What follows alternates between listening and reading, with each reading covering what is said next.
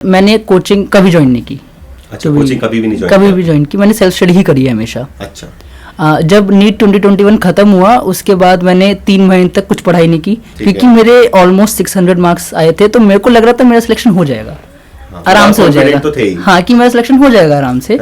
But फिर जब counselling शुरू हुई तो देखा कि कट ऑफ इतनी हाई गई है, तो फिर उसके बाद मैंने वापस से मिड जनवरी से मैंने वापस पढ़ाई शुरू करी। लास्ट के 3 मंथ्स में revision is the game changer. अगर किसी ने, मेरे को ऐसा लगता है कि आखिरी के 3 मंथ्स में 4 मंथ्स में ऑलमोस्ट सब सेम लेवल पे होते हैं, सिलेबस सबका कंप्लीट है, पढ़ सब रहे हैं, लेकिन आखिरी के 3 मंथ्स में जिसने प्रॉपर रिवीजन कर ली वो क्रैक कर जाएगा। कई बार लगता था कि क्या सुबह 6 बजे उठना, रोज उठना, फिर अपने आप को बोलता था कि नहीं बस 1 महीना रहता है, बस 2 महीने रहते हैं, बस इतने टाइम की बात है, इसके बाद सब नॉर्मल हो जाएगा।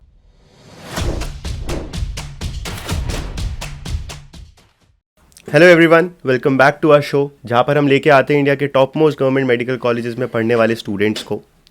अगर आप एक नीट एस्पिरेंट हैं या MBBS स्टूडेंट हैं या पोस्ट ग्रेजुएशन में भी हैं, तो आई थिंक ये शो तो आपके लिए पक्का है। आज हमारे साथ हैं हर्षित, जो करंटली अभी वर्धमान महावीर मेडिकल कॉलेज में पढ़ रहे हैं। इनका नीट 2020 में स्कोर था 668। तो welcome Harshit, welcome to the show. मेरा पहला क्वेश्चन आपसे ये है कि आपने कैसे डिसाइड किया कि आपको नीट करना है लेकिन कोई और स्ट्रीम नहीं चुनना है? मेरा ये डिसीज़न एक्चुअली 2 लोगों से बहुत ज़्यादा इन्फ्लुएंस था। एक तो मेरे फादर, एक्चुअली वो भी हमेशा से डॉक्टर ही बनना चाहते थे, but due to family conditions उस टाइम पे कुछ फाइनेंशियल कंडीशन ऐसी थी, फैमिली कंडीशन ऐसी थी जिसकी वजह से उनको छोड़ना पड़ा बीच में। और दूसरा मेरी स्कूल बायोलॉजी टीचर, अच्छा, वो मेरे को बहुत ज़्यादा इन्फ्लुएंस करती थी, बार बार कहती थी कि you have to become a doctor, और उसकी वजह से मेरा इंटरेस्ट जो है बायोलॉजी में बहुत ज़्यादा क्रिएट हो गया। अच्छा। और खासकर ह्यूमन फिजियोलॉजी में, ह्यूमन बॉडी के बारे में जानने में, उसमें मेरा इंटरेस्ट बहुत ज़्यादा क्रिएट हुआ। टीचर का भी काफ़ी बड़ा। हाँ, और फैमिली ने तो हमेशा सपोर्ट किया ही।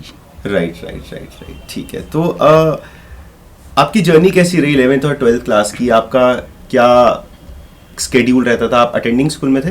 हाँ, अटेंडिंग स्कूल। ठीक है, तो आपका क्या स्केड्यूल रहता था? कैसे कैसे पढ़ते थे? सारे सब्जेक्ट्स पे कैसे ध्यान देते थे आप? मैंने 11th से कोचिंग नहीं ली थी। मैंने एक्चुअली कोचिंग ली नहीं थी। मैंने स्टार्टिंग भी नहीं, मैंने प्रिपरेशन भी नहीं स्टार्ट करी थी 11th में। मेरा था कि मैं प्रॉपर 11th 12th करूँगा, बोर्ड्स में अच्छे मार्क्स लाऊंगा, उसके बाद मैं 1 साल ड्रॉप करके नीट के लिए प्रिपेयर करूँगा। ठीक है। और 11th में मैंने कोई कोचिंग नहीं ली। 11th में मेरा नॉर्मल स्कूल एग्जाम्स में ध्यान देता था। खुद से पढ़ते थे? हाँ, खुद से पढ़ता था। ट्यूशंस जो होती थी नॉर्मल, वो अटेंड करता था। हाँ, लोकल ट्यूशंस में अटेंड करता था। मेरे 4 सब्जेक्ट थे, फिजिक्स, केमिस्ट्री, बायो और मैथ्स। ठीक है। PCMB स्ट्रीम थी मेरे पास। हाँ, मेरे पास PCMB स्ट्रीम करते थे। हाँ, हो जाती है मैनेज। रीजन था मैथ्स? एक्चुअली मेरे स्कूल में कंपलसरी था 4 सब्जेक्ट्स लेने। We have a choice between biology and the computer science. Maths was compulsory for everyone. Okay, ठीक। तो इसलिए नहीं पड़ी आपको? हाँ। तो हेक्टिक नहीं लगता था? नहीं, एज सच हेक्टिक नहीं होता, हो जाता है, मैनेज हो जाता है, मैनेजेबल है। तो मेरा ऐसे वीक में पूरे 3 दिन ट्यूशन में जाते थे। ठीक है। मेरी सारी ट्यूशन एक ही दिन होती थी। अच्छा, सारी ट्यूशन एक ही दिन? हाँ, और मेरे बचे हुए 3 दिन 4 दिन वो सेल्फ स्टडी में जाती थी। राइट। तो 11th में मैंने कोई प्रिपरेशन नहीं की नीट के लिए। मैं प्रिपेयर नहीं कर रहा था नीट के लिए मैं 11th में। उसके बाद क्लियर था कि ड्रॉप लूंगा। हाँ, ड्रॉप लूंगा तब करूंगा आराम से। राइट। क्योंकि मैंने बहुत जगह देखा था, बहुत लोगों ने बताया था कि ऐसे केसेस हो चुके हैं कि बच्चे दोनों चीज़ें साथ में कर रहे होते हैं। हाँ। और बोर्ड्स पे भी अच्छे मार्क्स नहीं आते, नीट भी क्लियर नहीं होता। राइट। तो इस वजह से मैंने सोचा कि पहले मैं बोर्ड्स पे ही ध्यान दूंगा प्रॉपर। राइट। और 12th में भी आपने सेम रूटीन रखा? नहीं, 12th में फिर जब मैं 12th में आया तो कोविड आ गया। अच्छा। अब कोविड आ गया, सारी क्लासेस ऑनलाइन हो गई। हाँ। तो टाइम काफ़ी होने लगा, क्योंकि सुबह स्कूल जाने का टाइम, आने का टाइम, वो सब बच गया। ट्यूशंस ऑनलाइन हो गए, तो बहुत सारा टाइम बच जाता था मेरे पास। घर पे ही रहना था, सब कुछ घर पे ही बैठे करना था। तो उस वक्त मेरे को लगा कि जब मेरे पास इतना सारा टाइम है तो मैं अभी नीट के लिए प्रिपेयर भी कर सकता हूँ साथ साथ। राइट। तो उसके बाद 12th में फिर मैंने नीट के लिए प्रिपेयर किया साथ में। कर दिया प्रिपरेशन? हाँ, 12th में मैंने प्रिपरेशन स्टार्ट कर दी थी। ठीक। तो फिर कैसा स्केड्यूल रहता था? कैसे मतलब टाइम डिवाइड करते थे? कितना बोर्ड्स के लिए करना है, नीट के लिए करना है, उसको सेपरेट कैसे करते थे? मतलब बोर्ड्स की तैयारी और नीट की तैयारी अलग कैसे है? नहीं, कुछ खास डिफरेंस नहीं है दोनों में। बस आपका क्वेश्चन को आप कैसे अप्रोच करते हो वो डिफरेंस होता है। अच्छा, क्योंकि उसमें आते हैं ऑब्जेक्टिव टाइप क्वेश्चन, उसमें आते हैं सब्जेक्टिव क्वेश्चन। राइट। तो आप सब्जेक्टिव ही पढ़ो, बस साथ साथ थोड़ी सी ऑब्जेक्टिव क्वेश्चंस की भी प्रैक्टिस करते रहो, तो वो साथ में नीट की प्रिपेयर होती रहती है। राइट, तो आपने फिर यही किया कि आप दोनों को साथ साथ लेके चलते रहे। हाँ, दोनों साथ साथ। राइट, तो 12th में कितना परसेंटेज है आपका बोर्ड्स में फिर? 96%। 96%, तो सब तो बहुत खुश होंगे। हाँ, सब खुश थे। और बट उस वक्त ज़्यादा फोकस तो नीट पे ही था उस टाइम पे, कि क्योंकि मेन ऑब्वियसली वही चीज़ है, बोर्ड्स की परसेंटेज इतनी मैटर नहीं करती उस चीज़ में। तो अभी आप अगर पीछे मुड़ के देखते हो तो आपको लगता है कि यार ड्रॉप करने से अच्छा तो बोर्ड्स में इतनी अच्छी परसेंटेज लाने से अच्छा तो नीट पे ही ध्यान देता। हाँ, लगता है कभी कभी। अच्छा, कि अगर मैं प्रॉपर ध्यान नीट पे देता और बोर्ड्स को, बट ऐसा कुछ सच डिफरेंस मेरे को लगा नहीं दोनों में, कि कुछ कहते हैं कि बोर्ड्स के लिए प्रिपेयर करो, नीट के लिए प्रिपेयर करो, दोनों सेम ही चीज़ है, सिलेबस दोनों का सेम है, बस क्वेश्चन का पैटर्न डिफरेंट है दोनों में। राइट। तो उस पर थोड़ा सा टाइम मैनेजमेंट, अगर आप फोकस्ड हो प्रॉपर तो आप प्रॉपर टाइम मैनेज करो और दोनों हो जाते हैं मैनेज। ठीक है। तो उसके बाद 12th में दिया नीट आपने फिर? हाँ, मैंने नीट दिया। क्या स्कोर रहा आपका? मेरा स्कोर था 599 मार्क्स। अच्छा, तो आपने यानी कि पहली बार में भी काफी अच्छा स्कोर कर दिया था। हाँ, it was my first attempt. और उस वक्त नीट 2021 था, तो काउंसलिंग बहुत लेट थी, 3 मंथ्स लेट थी काउंसलिंग, बिकॉज कोर्ट केस चल रहा था एंड ऑल। तो उस वजह से फिर जब काउंसलिंग स्टार्ट हुई तो मेरे को कॉलेज अलॉट हो गया था एक ऑल इंडिया कोटा से, इन द कर्नाटका। अच्छा, it was a government medical college और MBBS ही अलॉट हुई थी। अच्छा, बट घर वाले रेडी नहीं थे उस वक्त वहाँ because being a north Indian, तो बिल्कुल कल्चरल चेंज, सब कुछ चेंज हो जाता है, लैंग्वेज चेंज, फूड चेंज। तो इसलिए उस वक्त घर वालों ने भी बोला, मेरे को भी लगा अपने आप की नहीं, वहाँ पे थोड़ा मुश्किल हो जाएगा। अच्छा, पढ़ाई करनी भी वहाँ पे सब कुछ, क्योंकि 5 साल की बात है। इट्स नॉट, हाँ, बहुत लंबा टाइम है। तो इसलिए फिर मैंने सोचा कि एक बार फिर से ड्रॉप करके देखते हैं।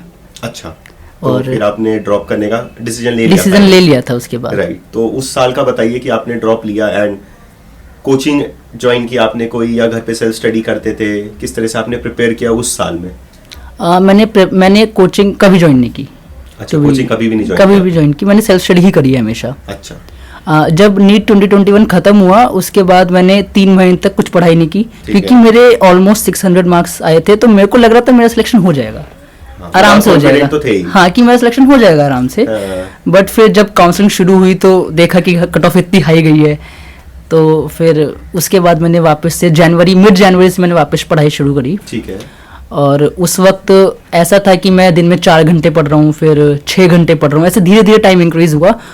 और एंड तक आते आते 6 महीने मिले मेरे को ऑलमोस्ट प्रिपरेशन के लिए। एंड में आते आते जुलाई स्टार्टिंग में मैं 12-12 घंटे तक भी पढ़ा था।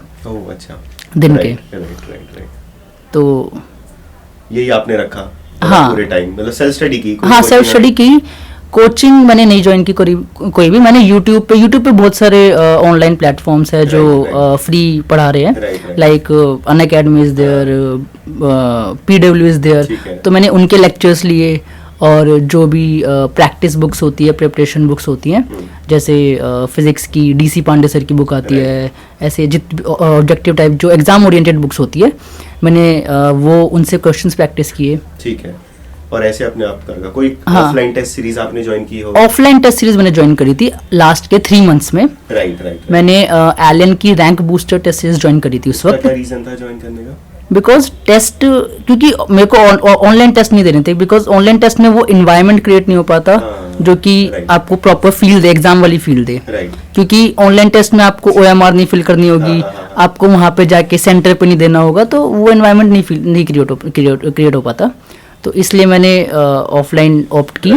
और हर weekly Sunday to Sunday test होता था एक, और बहुत फ़ायदा भी हुआ टेस्ट सीरीज से।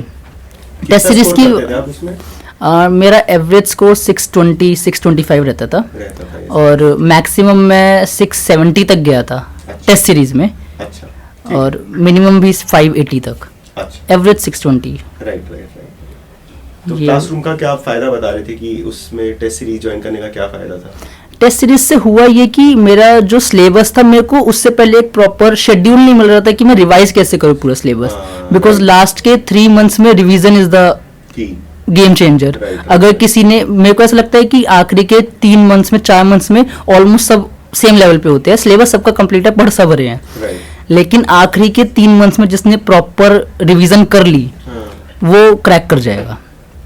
तो उससे टेस्ट सीरीज से मेरे को वो शेड्यूल मिला, क्योंकि वीकली टेस्ट होता था, वीकली सिलेबस होता था उस टेस्ट का एक, तो उसकी वजह से मेरा पूरा सिलेबस 2 बार फिर से रिवाइज हो गया।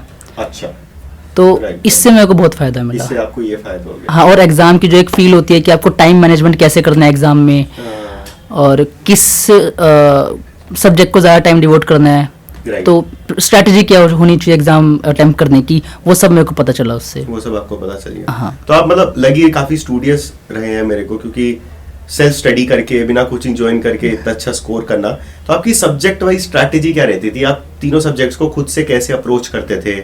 डाउट्स ऑब्वियसली आते होंगे, उनको कैसे क्लियर करते थे अपने रिसोर्सेज के पास को यूज करके? उसके बारे में बताइए थोड़ा। बायोलॉजी में तो ओनली एनसीईआरटी, सिर्फ एनसीईआरटी? सिर्फ एनसीईआरटी। ठीक है। बायोलॉजी में सिर्फ एनसीईआरटी है, एनसीईआरटी से बाहर कुछ नहीं आता।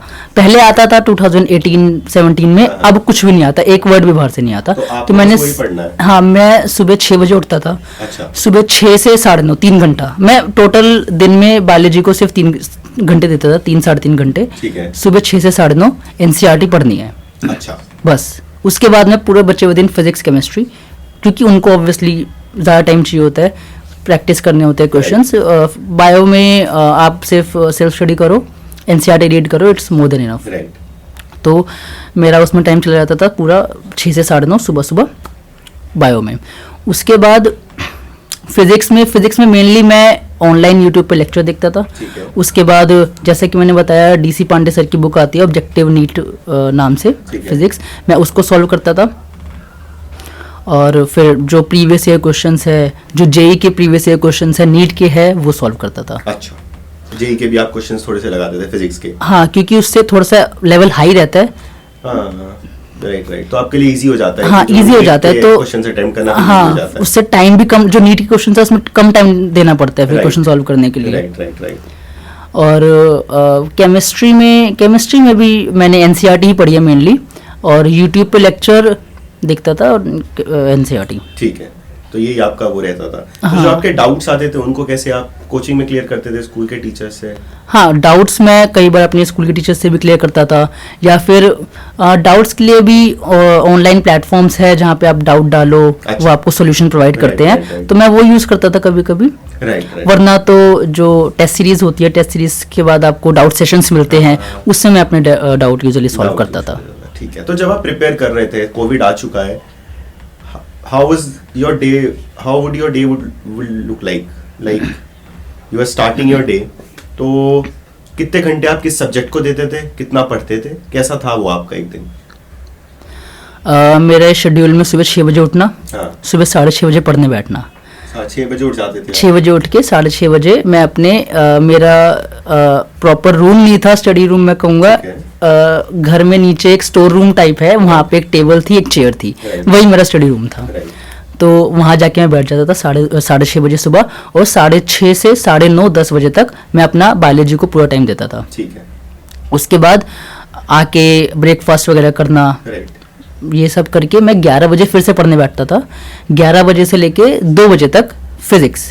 राइट। तो आपने 3 घंटे सुबह बायो को दे दिए। हाँ। ठीक है। फिर थोड़ा रेस्ट किया आपने? थोड़ा रेस्ट किया। तो रेस्ट के टाइम पे क्या क्या करते थे? रेस्ट के टाइम पे वही यूजुअल थिंग्स, ब्रेकफास्ट करना अच्छा। And taking the bath and all, अच्छा, वो सब आप वो उसके बाद सब करते? हाँ, ठीक, ठीक, उस ठीक। टाइम में हो गया। हाँ। फिर 11 बजे से 2 बजे तक फिजिक्स। राइट। फिजिक्स में जो आपको लेक्चर्स लेने में वो करता था, या फिर जो पढ़ने क्वेश्चन सॉल्व नहीं करता था उस वक्त, लेक्चर्स लेता था, या फिर जो भी बुक से पढ़ना है वो सब मैं 11 से लेके 2 बजे तक करता था। राइट। फिर बीच में फिर मैं 1 घंटे का गैप लेता था। 3 बजे से लेके 6 बजे तक फिर मैं केमिस्ट्री पढ़ता था। ठीक है। उस वक्त भी सिर्फ लेक्चर्स, या फिर जो आपको एनसीईआरटी रीड करनी है, या फिर नोट्स अपने रीड करने हैं, वो सब। राइट। उसके बाद 1 घंटा गैप लेके 7 बजे से लेके आई थिंक 9 बजे तक, 9 साढ़े 9 बजे तक फिर मैं फिजिक्स के क्वेश्चन करता था प्रॉपर। अच्छा। फिजिक्स के डीसी पांडे सर की बुक से क्वेश्चन सॉल्व करता था। एनसीईआरटी के जो बैक एक्सरसाइज होती है वो सॉल्व करता था, राइट।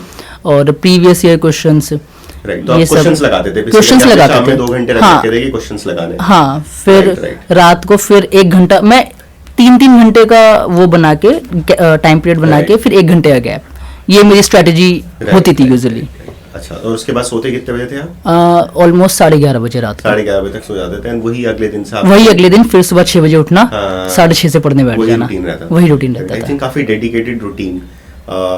हिम्मत भी लगती होगी, मेहनत भी है उस रूटीन को बनाने में, मेंटेन करने में, चैलेंजेस तो पक्का आते होंगे। हाँ, कई बार लगता था कि क्या सुबह 6 बजे उठना, रोज उठना, फिर अपने आप को बोलता था कि नहीं बस 1 महीना रहता है, बस 2 महीने रहते हैं, बस इतने टाइम की बात है, इसके बाद सब नॉर्मल हो जाएगा। राइट। तो इस तरीके से आई थिंक मोटिवेट करते रहते थे, मोटिवेट करता रहता था अपने आप को मैं। हाँ राइट, वो तो जरूरी है ही काफी। हाँ, और घर वाले भी, फैमिली भी बहुत सपोर्ट करती थी इसमें कि कोई बात नहीं, अच्छा चलता रहेगा ये तो। ठीक है, कोई नहीं। हाँ, मतलब अभी मेहनत करने का टाइम है। हाँ, तो डिस्ट्रैक्शंस नहीं थे, मतलब आपके स्केड्यूल में मैंने देखा फिक्स है, तो फोन नहीं चलाते थे आप, कोई सोशल मीडिया पे नहीं थे? नहीं, मैं सोशल मीडिया पे था, मैं सारे सोशल मीडिया पे था। अच्छा, तो उनको कैसे टाइम देते थे बीच में? आई थिंक जो आपने 1-1 घंटे के स्लॉट्स रखे उन्हीं पे यूज हाँ, करते थे? उसी में मैं अपना इंस्टाग्राम और फेसबुक यूज करता था। अच्छा, और उससे पहले मैं क्या करता था, फोन को अपने रूम में ही नहीं रखता था, फोन को मैं दूसरे रूम में रख के आता था। जब पढ़ते थे? हाँ, कि फोन मेरे आसपास रहेगा ही नहीं।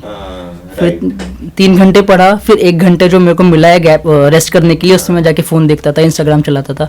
इंस्टाग्राम मैंने डिलीट कर दिया था, मैं इंस्टाग्राम ब्राउजर में चलाता था, अच्छा। बिकॉज उसका इंटरफेस ऐसा है कि आप उसको ज्यादा देर तक नहीं चला सकते फिर। राइट, अच्छा, तो इंस्टाग्राम हो गया, ट्विटर भी चलाते थे? नहीं, ट्विटर नहीं, फेसबुक, यूट्यूब वगैरह ये सब यूज करते थे। राइट। तो YouTube पे वीडियोस भी तो देखनी पड़ती होगी पढ़ते हुए। हाँ। इसके लिए मतलब कैसे मैनेज करते हैं? यूजुअली स्टूडेंट्स के साथ क्या होता है कि वो फोन इसलिए रखते हैं कि यार मैं YouTube पे वीडियो देख लूं, बट बीच में तो ध्यान भटकता ही है, देखते देखते मैं कहीं और चला गया। तो आपके साथ कभी नहीं हुआ ऐसा? नहीं हुआ है, ऐसा बहुत बार हुआ है। बस वही है, अगर आप फोकस हो तो वो चीज अपने आप खत्म हो जाएगी, स्टार्टिंग में होएगी, लेकिन फिर आपको अपने आप को बताना पड़ेगा कि नहीं, तेरे को ये करना है, तेरे को ये चीज नहीं देखनी, इसमें तेरे को टाइम वेस्ट नहीं करना। उसके बाद धीरे धीरे सिंसियरिटी आएगी, अचानक से एक दिन में नहीं आएगी, बट धीरे धीरे आएगी वो चीज। हाँ, मतलब वो आई थिंक कंसिस्टेंसी मेंटेन करने में, वो कंसिस्टेंसी आने में भी टाइम लगता है। हाँ, कंसिस्टेंसी आने में टाइम लगता है। वही पहले कोई 4 घंटे पढ़ेगा, फिर धीरे धीरे वो जाके 6 घंटे पढ़ेगा। हाँ। ऐसे अचानक से नहीं पढ़ सकता कोई भी। राइट, सही बात है भी। राइट, ठीक है। तो फिर आपने ड्रॉप लिया, ड्रॉप में भी आपने तैयारी की, फिर आप एग्जाम दे के आए होंगे। तो एग्जाम का दिन कैसा था आपका? एंड एग्जाम दे के आने के बाद जब आपको पता चल गया होगा, स्कोर आया, तो क्या फीलिंग्स थी? एग्जाम के दिन मैं बहुत रिलैक्स था, पहले तो स्टार्ट सुबह, और मैं देर तक सोया आराम से। उस दिन मैं 6 बजे नहीं उठा कोई। राइट। मैं आराम से सोया, मैंने कुछ नहीं पढ़ाई करी। उससे पिछले दिन मैंने कोई 11 बजे तक पढ़ाई नहीं करी। मैंने शाम को, आपको पता था मेरी तैयारी हो चुकी है, मेरी तैयारी हो चुकी है, अब हो चुका है, अब मेरे को रिलैक्स होना है जस्ट। क्योंकि जितना अच्छा पेपर मैं रिलैक्स स्टेट में कर सकता हूँ, उतना अच्छा टेंस स्टेट में नहीं कर सकता मैं। आई थिंक ये बहुत जरूरी है कि एग्जाम का जो दिन है उस दिन रिलैक्स होना, अच्छे से खाना खा के जाना। तो कपिल सर जो है नीट प्रेप पे हमेशा एक चीज बोलते हैं कि आपका एग्जाम है, आप रिलैक्स करो, खाना खा के जाओ, ये ना लगे कि वहां पे आपको भूख लग रही है, पेट में अजीब सा लग रहा है, और बस रिलैक्स करो। तो रिलैक्स होना, वो उस स्टेट ऑफ माइंड को वैसा रखना बहुत जरूरी है। बट मुश्किल भी तो होता होगा, एग्जाम है, इतना बड़ा 1 साल तैयारी की है, कुछ गलत ना हो जाए, वो सब इमोशंस को कैसे कंट्रोल? तो वही चीज टेस्ट सीरीज से आती है ना, आप टेस्ट सीरीज सॉल्व, आपने 3 महीने से हर संडे को आपने एक टेस्ट दिया है, तो धीरे धीरे आपको हैबिट हो जाएगी उसी चीज की। राइट, ठीक है। और उससे पहले दिन जैसे कि रात को मैंने लाइट ही डिनर किया था, ठीक है, और सुबह मैं एग्जाम देने गया। मतलब थोड़ी थोड़ी हो रही थी टेंशन, वो तो ऑब्वियस है ही, बट ऐसा नहीं कि बहुत ज्यादा वो हो रहा है कि पता नहीं क्या ही हो जाएगा मेरे साथ। अच्छा। ऐसा कुछ नहीं था। मैंने एग्जाम दिया, मेरे को पता था मेरा एग्जाम अच्छा हुआ है। मैंने आके कोई आंसर की मैच नहीं की, कुछ नहीं किया। घर आया, घर वाले कह रहे थे कि आंसर की मैच कर ले, मार्क्स देख ले अपने। मैंने कहा नहीं, मैं नहीं देख रहा, मैं सुबह देखूंगा अब। मैं आया, मैंने आराम से गेम खेली। मैं उस वक्त एक COD मोबाइल गेम होती है, अच्छा। वो खेलता था, क्योंकि मैंने बीच में 6 महीने के लिए मैंने वो डिलीट कर दी थी प्रिपरेशन के टाइम पे। उसके बाद मैंने एग्जाम दे के आने के जस्ट पढ़ो डाउनलोड करी, उसको खेला उस दिन आराम से। उससे अगले दिन सुबह सुबह उठ के मैंने आंसर की मैच करी, और मेरे मार्क्स ऑलमोस्ट 672 बन रहे थे आंसर की के अकॉर्डिंग। और बिकॉज फिजिक्स का एक क्वेश्चन है जो कि उसमें चल रहा था कि सही है गलत है। हाँ। एक दो क्वेश्चंस तो हर बार होते हैं, 1-2 क्वेश्चन से पता नहीं चलता रहा। हाँ, तो मेरे 672 मार्क्स बन रहे थे। उसके बाद मैंने सबको बताया, एंड सब सोच रहे थे किस में होगा। एक्सपेक्टेड था एमएमसी में होगा, सबको लग रहा था, अच्छा। बट मेरी पर्सनल चॉइस थी वीएमएमसी। अच्छा अच्छा अच्छा, राइट राइट राइट। तो आपको पसंद का कॉलेज भी मिल गया। हाँ राइट राइट राइट, ठीक है। तो चीजें आपके लिए कैसे बदली, मतलब आप तैयारी के फेज में थे, पेरेंट्स के थ्रू आपको जानते थे, अब आपका एक अच्छी जगह सिलेक्शन हो चुका है, आपने बहुत अच्छा स्कोर किया है, तो आपके लिए चीजें कैसे बदली पर्सनल लाइफ में, कुछ कुछ चेंजेस जो आपने नोटिस किए हो? चेंजेस तो हुए हैं, जैसे कि अब आप फैमिली किससे ही बात करती है तो पहले वो उन्हीं के बारे में, मतलब जो भी जनरल बात होती थी वो होती थी, अब स्पेसिफिकली मेरे बारे में पूछा जाता है। हाँ, तो इस तरह से मतलब अटेंशन मिलने लगी है फैमिली में, एक right. जो रिलेटिव्स होते हैं उनसे अटेंशन मिलने लगी है ज़्यादा, फ्रेंड्स जो जिनसे पहले कभी बातचीत भी नहीं होती थी Right. वो भी बातचीत करते हैं अब, तो ये सारी चीज़ें। राइट, हाँ आई थिंक चेंजेस तो आते हैं। रिलेटिव्स का क्या रिएक्शन था आपके? कुछ ऐसे रिलेटिव्स थे जो टॉन्ट मारते थे बाद में? नहीं ऐसे रिलेटिव्स नहीं थे। अच्छा, वो सपोर्टिव थे रिलेटिव सारे। राइट। अच्छा, आपके फ्रेंड्स और फैमिली का क्या रोल रहा है आपको मोटिवेशन प्रोवाइड करने में और आपकी सक्सेस में? आई थिंक फैमिली का सबसे बड़ा रोल रहा है मेरी सक्सेस में। Right. उन्होंने मेरे को हर पॉइंट ऑफ टाइम पे मोटिवेशन प्रोवाइड करी है। हाँ, जब नीट 2021 में मेरा नहीं हुआ तब भी मोटिवेशन प्रोवाइड करी है। और इवन स्टार्टिंग में जब आप टेस्ट सीरीज देते हो तो आपको डर लगता है कि यार मेरे मार्क्स नहीं आएंगे, हाँ। ये होगा, डिमोटिवेशन हो जाएगा, Right. क्योंकि मार्क्स नहीं आते तो डिमोटिवेशन होता है। obviously, हाँ। तो उस वक्त फैमिली ने मेरे को सपोर्ट किया, उस वक्त बताया कि नहीं कुछ नहीं होता, कोई बात नहीं, स्टार्टिंग में कम मार्क्स आएंगे, उसके बाद अपने आप मार्क्स इंक्रीज होंगे। Right. और इवन फैमिली ने मेरे को बोला था बहुत बार कि तू कोचिंग ज्वाइन कर ले, पर फिर मेरे को लगा कि मैं कोचिंग में अपने 7 घंटे 8 घंटे लगाऊंगा, सिलेबस मेरा ऑलरेडी कंप्लीटेड है, मेरे को पता है क्या पढ़ना है, तो मैं सेल्फ स्टडी में दूँ तो ज़्यादा फ्रूटफुल होगी वो चीज़। अच्छा, ठीक है। एक चीज जो बदलना चाहो आप, अगर आप पीछे मुड़ के देखते हो जब आप नीट की तैयारी कर रहे थे, एक चीज जो बदलना चाहो उस प्रिपरेशन के बारे में जो आपको शायद और हेल्प कर सकती थी, कुछ ऐसा है आपको लगता है? मेरे को लगता है कि नीट 2021 के टाइम पे अगर मैं कुछ चेंजेस कर लेता तो मेरे को हो सकता है ड्रॉप भी ना करना पड़ता। जैसे कि उस वक्त मेरे को रिवीजन स्ट्रैटेजीज नहीं पता थी कि रिवाइज कैसे करते हैं चीज़ों को, जो मेरे को पता चली 2022 से पहले। मेरे को एग्ज़ाम को अटेम्प्ट कैसे करते हैं, किस सब्जेक्ट को पहले अटेम्प्ट करना है, किस क्वेश्चन को छोड़ना है, तो ये सब चीज़ें अगर मेरे को पता होती तो ज़्यादा बेटर रहता। रिवीजन की क्या स्ट्रैटेजी है, मतलब आपने क्या सीखा, कैसे रिवाइज करना चाहिए? मेरा ये था कि डेली टारगेट सेट करो अपने, ठीक है, कि आपको आज बायो के 3 चैप्टर करने हैं, फिजिक्स के 2 चैप्टर करने हैं, इस वजह से डेली टारगेट सेट करो अपने लिए, उनको कंप्लीट करो, और साथ साथ में you have to make your short notes. मतलब ऐसा नहीं कि सिर्फ पढ़ रहे हो, जो पढ़ रहे हो उसको शॉर्ट नोट्स में लिखो, ताकि अगली बार आपको जो पूरी एनसीईआरटी की चैप्टर है 10 पन्नों का वो ना पढ़ना पड़े। आपने जो शॉर्ट नोट्स लिखे हैं वो आप जो तो आपने पूरा 10 पेजेस को अपने 3 पेजेस में समराइज किया है उसको पढ़ो, और आपको सारी चीज़ें याद आ जाए पहले ही, ताकि पहले आपको 4 घंटे लगे वो चीज़ पढ़ने में, वो आपको 1 घंटा लगेगा वो पढ़ने में, तो इससे आपकी टाइम मैनेजमेंट स्किल्स बहुत बेटर हो जाती है। राइट, सही है। हाँ, आई थिंक ऐसे रिवाइज करना जरूरी है। हाँ, राइट, ठीक है। तो अब ये हो गया, आपने 12th तक की जर्नी हो गई आपकी, फाइनली आपको कॉलेज मिला, कैसा लगा कॉलेज में आके, कैसी जर्नी रही अभी तक की आपकी वीएमएमसी में? पहली बात तो मेरे को मेरा ड्रीम कॉलेज मिला, I was very happy that day, और जर्नी बहुत अच्छी रही है इस 1 साल में। और ऐसा नहीं कि मैंने सिर्फ पढ़ाई करी है, बहुत सारी एक्टिविटीज़ है। जब आप कॉलेज में आते हो तो बहुत सारी सोसाइटीज़ ज्वाइन करते हो। सोसाइटी में? हाँ, मैं स्पोर्ट्स सोसाइटी में हूँ, and I am the active member of VMMC cricket club. तो आप क्रिकेट खेलते हैं? हाँ, नाइस। काफी क्रिकेट का आई थिंक काफी अच्छा कल्चर है वीएमएमसी में। हाँ, वीएमएमसी की आई थिंक सबसे ज्यादा एक्टिव सोसाइटी क्रिकेट ही है। ओके, राइट, ठीक है। हाँ, और इसीलिए हमने अभी जस्ट कुछ टाइम पहले मैमसी का फेस्ट होता है, अच्छा, साइनैप्स नाम से, उसका टूर्नामेंट होता है, हर फेस्ट का एक टूर्नामेंट होता है, क्रिकेट टूर्नामेंट, वो भी हमने जीता। अच्छा, उससे पहले एसीएमएस के टूर्नामेंट में सेमीफाइनल तक पहुंचे थे हम लोग। अच्छा। तो क्रिकेट का बहुत है वीएमएमसी में। राइट। तो आप क्रिकेट, एक तो आपने क्रिकेट एक्सप्लोर किया, पहले भी खेलते थे आप 11th-12th में क्रिकेट एक्टिवली? हाँ, क्रिकेट में खेलता था 11th-12th। अच्छा, मतलब उसने आपने छोड़ा नहीं था, वो आपके लिए एक हॉबी रहा था? हाँ, बस प्रिपरेशन के टाइम पे 1 साल 1.5 साल वो छूट गया था, उसके बाद वापस से कंटिन्यू किया मैंने। राइट, नाइस, ठीक है। और बताइए कॉलेज लाइफ के बारे में, 1 साल आपने क्या क्या एक्सप्लोर किया?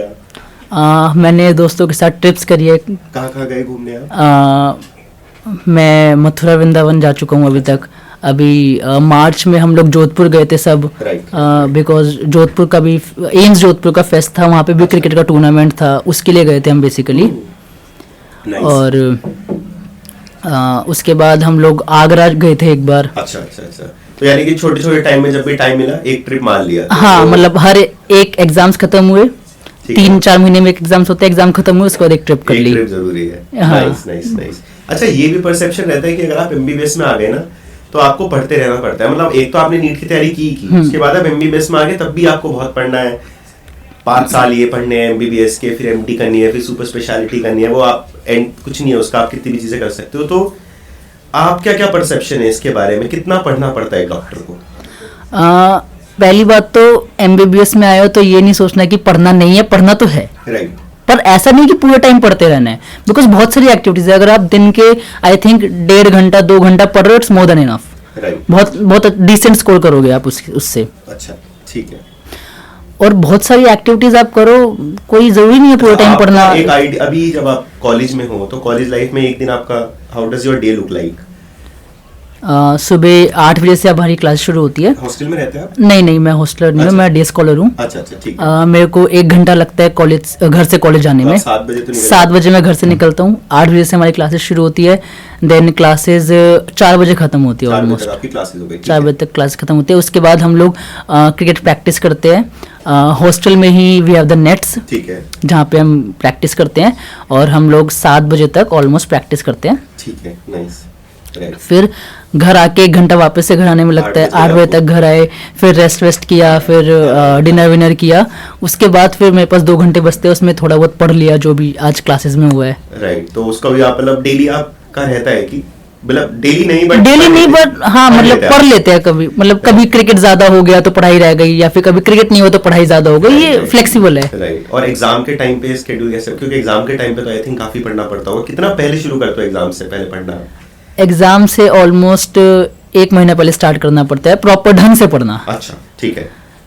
और उसमें आपको पूरा दिन पढ़ना होता है, Right. सब कुछ छोड़ना पड़ता है बीच में। राइट, तो उस टाइम पे क्रिकेट प्रैक्टिस भी नहीं चलती? नहीं, उस टाइम पे नहीं। ठीक ठीक, तो उस टाइम पे सिर्फ आपका है कि उस टाइम पे भाई सिर्फ पढ़ना है। Right right right. कितने साल में कितनी बार एग्जाम्स होते हैं और कितने हेक्टिक होते हैं, उनमें स्कोर करना कितना मुश्किल है? स्कोर करना, जैसे कि मैंने बताया, अगर आप दिन के 1.5-2 घंटे दे रहे हो तो आप बहुत अच्छा स्कोर कर जाओगे। 70 आई थिंक 65-70% आप अच्छा स्कोर कर लोगे। Right. 50% is the passing marks, और अगर आपके 70% आए तो बहुत अच्छे मार्क्स है वो। Right right right. तो एग्जाम से 1 महीने पहले स्टार्ट करते हैं हम लोग पढ़ना, प्रॉपर जो पढ़ाई होती है। और हमारे होते हैं साल में 4 बार एग्जाम्स। एक होते हैं समेटिव्स 1, ठीक है, एक होते हैं समेटिव्स 2, ठीक है। फिर आते हैं सेंटअप्स, एंड फिर आते हैं यूनिवर्सिटी एग्जाम्स। अच्छा, sent ups are like pre boards and university exams are like boards. Oh अच्छा, ठीक है। Centups- तो साल में एक बार आपका वो बोर्ड हो गया जो मेन हाँ, यूनिवर्सिटी एग्जाम्स जो सेंटअप है यूनिवर्सिटी एग्जाम से 1 महीने पहले होते हैं, राइट। और उससे पहले हमको 15 डेज की हॉलीडे मिलती है प्रिपरेशन के लिए, ठीक है। और वो 2 महीने बस इसमें खतरनाक खतरनाक है वो। हाँ राइट, बट आई थिंक जब आप नीट की तैयारी करते हो तो आदत भी हो जाती है उस कंसिस्टेंसी की, या छूट हाँ। जाती है एमबीबीएस में जाने के बाद कि यार? पहली बात तो छूट जाती है थोड़ी सी, क्योंकि जब आपने नीट क्लियर किया उसके बाद आपको 3 महीने मिलते हैं जिसमें काउंसलिंग चलती है एंड ऑल, इसमें आपको कुछ नहीं करना। राइट। तो उस टाइम पे आपकी आदत छूट जाती है। फिर एमबीबीएस में स्टार्टिंग में तो आई डोंट थिंक कोई पढ़ता है, राइट। तो स्टार्टिंग में कोई नहीं पढ़ रहा होता, फिर धीरे धीरे अचानक से इतना ज़्यादा सिलेबस आ जाता है, एग्जाम्स आ जाते हैं, तो सबको लगता है कि बहुत मुश्किल है, हाँ राइट। लेकिन हो जाता है, आप हो जाता है फिर। हाँ, मैनेज हो जाता है। वो प्रेशर में रहने की आपको आदत पड़ जाती है फिर तब तक, क्योंकि नीट भी करके आए हो, अब आपको पता है कि कैसे टाइम को मैनेज करना है, कैसे आपको एग्जाम के लिए मैनेज करना है, राइट। अच्छा, आपकी कॉलेज लाइफ का सबसे मेमोरेबल मोमेंट क्या रहा है अभी तक, जो आपको लगता है ये तो मेरे साथ मतलब हमेशा याद रहेगा, या जो आपको फनी लगता है कि हाँ यार ये हुआ था? कोई भी मेमोरेबल मोमेंट होता है ना यार हमारी लाइफ का। आई थिंक अभी रिसेंटली हमारा कॉलेज का एनुअल डे हुआ है। अच्छा, तो उसमें we were the volunteers, we were the stage volunteers, Right. हमने सब कुछ स्टेज को मैनेज किया। अच्छा। और साथ में अवार्ड्स वगैरह डिस्ट्रीब्यूट करवाए, राइट। और बहुत अच्छा था वो सब। हम अच्छा, बहुत मतलब- मस्ती करी, साथ में फोटोज वगैरह क्लिक करी। राइट, तो आपके लिए अच्छा दिन रहा वो। हाँ। ठीक है ठीक है। तो क्या फ्यूचर प्लान्स क्या है आपके, क्या सोचा है आपने इसके बाद आगे करने का? फ्यूचर प्लान्स तो अभी एमबीबीएस के बाद अगर मेरा पीजी फर्स्ट अटेम्प्ट में निकल जाता है तो I will try to opt for MD medicine. अच्छा, medicine medicine is my first preference. ठीक है. अगर उसमें नहीं हो पाता है तो सर्जरी. ओके, ठीक है. उसके मतलब मेडिसिन और सर्जरी आपने दो फील्ड सोचे कि हाँ यही तो जाना इसी में ही आगे, पीजी वगैरह ये सब करना है, वैसे ही करना है आगे तक. राइट, ठीक है, ठीक है, सही है. तो एक डॉक्टर की अर्निंग का लेवल क्या रहता है, मतलब आपको क्या लगता है कितना एक डॉक्टर कमा सकता है? आई थिंक अपर लिमिट तो कोई नहीं है, बट यूजुअली ये आइडिया रहता है कि डॉक्टर्स के टाइम पे पढ़ना बहुत पड़ता है तो इसलिए कमाई कम है. आपको क्या लगता है? नहीं, कमाई कम नहीं है, मेरे को ऐसा लगता है कमाई तो कम नहीं है, बट हाँ अपर लिमिट तो नहीं है. आई थिंक प्राइवेट सेक्टर में तो बिल्कुल नहीं है अपर लिमिट कोई भी. और गवर्नमेंट सेक्टर में आप देखो, जैसे ही आपके एमबीबीएस के 4 साल पूरे होते हैं, आप इंटर्नशिप में जाते हो. इंटर्नशिप में जैसे कि दिल्ली में वीएमएमसी में इस वक्त सबसे ज़्यादा इंटर्नशिप का पे रहता है. तो इंटर्नशिप में 30,000 पर मंथ मिलते हैं. अच्छा. एंड जैसे आपने क्लियर किया पीजी तो आप अभी जस्ट पढ़ रहे हो, एमडी कर रहे हो, आप पढ़ रहे हो और उसमें ही आपको 1 लाख पर मंथ से सैलरी स्टार्ट हो जाती है. Right right right right. तो आई थिंक आप अच्छा कमाना लग जाते हो. राइट. हाँ, आप पढ़ रहे हो लेकिन आप इनकम आप बर्डन रहते हैं, आप अपने एक्सपेंस खुद उठा सकते हो. Right right right right. ठीक है, ठीक है. तो और क्या क्या एक्टिविटीज़ है, मतलब क्रिकेट हो गया, पढ़ाई हो गई, उसके अलावा किसी चीज़ जो आपको मज़ा आता है करने में बहुत और आप मेडिकल स्कूल में करते हैं? उसके अलावा तो बॉयज हॉस्टल है ही जहाँ पे सारी खुराफातियाँ होती है. Right right right. तो मन करता है हॉस्टल में मूव करने का कि यार हॉस्टल में मूव कर? हाँ, मैं बहुत बार हॉस्टल में ही रहता हूँ. अच्छा. जब सुबह ज़्यादा जल्दी आना हो कॉलेज, राइट राइट, ऐसा हो, या फिर लेट हो गए घर जाने के लिए, राइट राइट राइट राइट, तो फिर उस वक्त मैं हॉस्टल में स्टे करता हूँ. Right right right. तो हॉस्टल लाइफ तो आई थिंक बेस्ट लगती होगी कि हॉस्टल लाइफ तो है ही बेस्ट, इसकी तो क्या कहने. नाइस, सही है. तो आज के टाइम में एआई टूल्स बहुत ज़्यादा आ गए हैं. राइट. तो एक नीट एस्पिरेंट उन एआई टूल्स को कैसे यूज़ कर सकता है अपनी प्रिपरेशन को हेल्प करने के लिए, एंड उसका मिसयूज़ भी ना करे, मतलब ज़्यादा स्क्रीन टाइम ना बढ़ाए, बट उनका अच्छे से यूज़ कर पाए इफेक्टिवली? आपको क्या लगता है? I think AI tools like chat GPT वगैरह से स्टूडेंट अपने डाउट सॉल्व कर सकता है. Right. अपना टाइम मैनेजमेंट सीख सकता है. राइट. और देयर आर वेरियस ऐप्स होते हैं जो स्क्रीन टाइम को आपको लिमिट कर देते हैं, वो डाउनलोड कर सकता है, जिससे कि आपको एक वो रहेगी, लिमिटेशन रहेगी कि आपको इससे ज़्यादा नहीं चलाना फ़ोन. राइट. तो वो काफ़ी हेल्पफुल हो सकता है. Right right. तो हाँ, आई थिंक एआई टूल्स को इस तरह से आप यूज़ कर सकते हो. आपको लगता है आर्टिफिशियल इंटेलिजेंस डॉक्टर को रिप्लेस कर देगी एक टाइम पे? नहीं कर पाएगी. ऐसा नहीं, बिकॉज ये ऐसी स्किल है जिसके लिए आपको एक्सपीरियंस चाहिए. Right. And AI is not that effective in diagnosing the disease. Right right right. Because ऐसा नहीं है कि हर बार जो सिम्टम्स है डिजीज के सेम ही रहेंगे.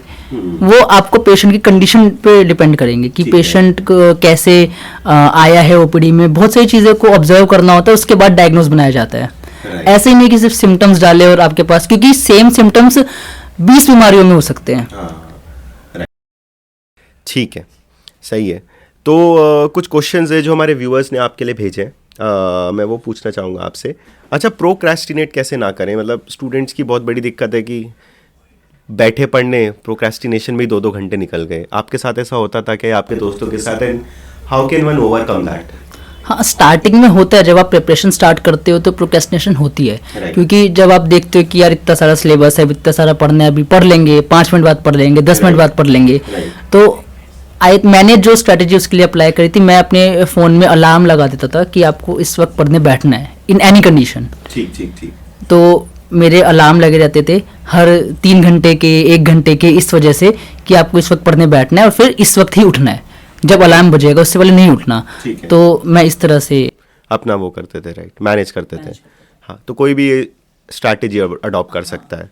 राइट. अच्छा, इनऑर्गेनिक और ऑर्गेनिक केमिस्ट्री को कैसे अप्रोच करें? स्टूडेंट्स को काफ़ी दिक्कत आती है इसमें, तो उनको कैसे पढ़ें ताकि वो अच्छे से याद रहें, कॉन्सेप्ट्स याद रहें, चीज़ें याद रहें, क्वेश्चंस अटेम्प्ट कर पाएँ? आई थिंक केमिस्ट्री में दिक्कत ये होती है कि टीचर्स उसको याद करवाते हैं चीज़ों को रेदर देन एक्सप्लेनिंग देम. ये मैंने पर्सनली ऑब्जर्व किया है, क्योंकि बहुत सारे टीचर्स, मैंने पर्सनल ट्यूशन भी ज्वाइन करी है, मैंने जो कोचिंग टीचर्स है उनसे भी ट्रायल्स लिए हैं कि वो चीज़ों को याद करवाते, एक्सप्लेन नहीं करवाते. लेकिन अगर आप चीज़ों को एक्सप्लेन समझोगे, आप ऑर्गेनिक याद करने की है, लेकिन अगर आप उसमें थोड़ी सी कंसेप्चुअलिटी ऐड करोगे, उसको थोड़ा समझोगे, तो वो आसान हो जाती है बहुत। ठीक है। वैसे ही ऑर्गेनिक में भी अगर आपको मैकेनिज्म पता है किसी भी रिएक्शन का, आप आराम से अपने आप प्रोडक्ट बना सकते हो। राइट। अच्छा, कभी रिग्रेट होता है डॉक्टर क्यों बन गया, कोई और फील्ड ले लेता? नहीं, मतलब आपको पता है कि मेरा तो यही था, यही फील्ड करना था, यही ड्रीम है। राइट। तो एक जो एडवाइस आप नीट एस्पिरेंट्स को देना चाहो कि जो प्रिपरेशन कर रहे हैं करंटली, वो क्या होगी? मैं कहूँगा कि कभी भी प्रिपरेशन के टाइम पे अपने कंफर्ट जोन में मत जाना। ठीक है। क्योंकि अगर कंफर्ट जोन में चले गए तो तुम अपनी लिमिट्स को पुश नहीं कर पाओगे। राइट।